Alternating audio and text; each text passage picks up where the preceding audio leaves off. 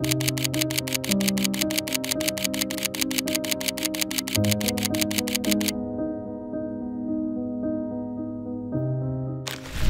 মাধ্যমের অদৃশ্য ইঁদুর দৌড়ের ভিড়ে কিছু মানুষ আছেন যারা একেবারেই কিছু পোস্ট বা শেয়ার করেন না। না নিজের ছবি, না কোথাও ঘুরতে যাওয়া কিংবা কোনো অর্জনের সংবাদ। তাদের প্রোফাইল প্রায় বলতে গেলে খালি। মনে হয় তারা সোশ্যাল মিডিয়ায় থেকেও নেই। প্রশ্ন হলো, তারা কি লাজুক নাকি মানুষের সঙ্গে তাল মেলাতে পারেন না?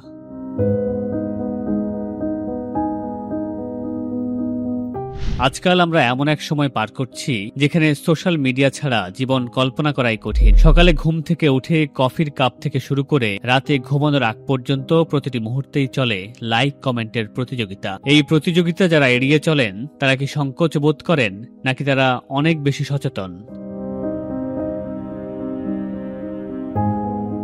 এই মানুষগুলো নিজেদের গোপনীয়তাকে অনেক বেশি গুরুত্ব দেয়। তারা চায় না সবাই জানুক তাদের জীবনে কি ঘটছে। তাদের কাছে মানসিক শান্তি, নিজের সময়, নিজের চিন্তাই সবচেয়ে মূল্যবান। তারা জানে বাহিরের মানুষের লাইক বা কমেন্টে সুখ পাওয়া যায় না।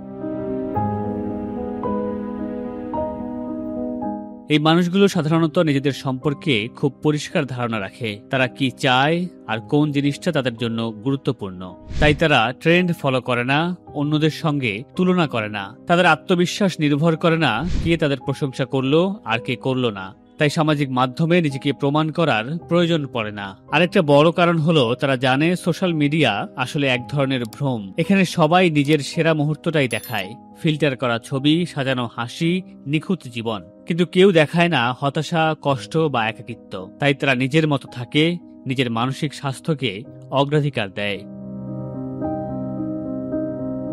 নীরবতা অনেক সময় শব্দের চেয়েও জোরে কথা বলে। কেউ যদি নিজের ছবি না দেয় বা নিয়মিত কিছু পোস্ট না করে, তাকে ছোট করে দেখার কিছুই নেই।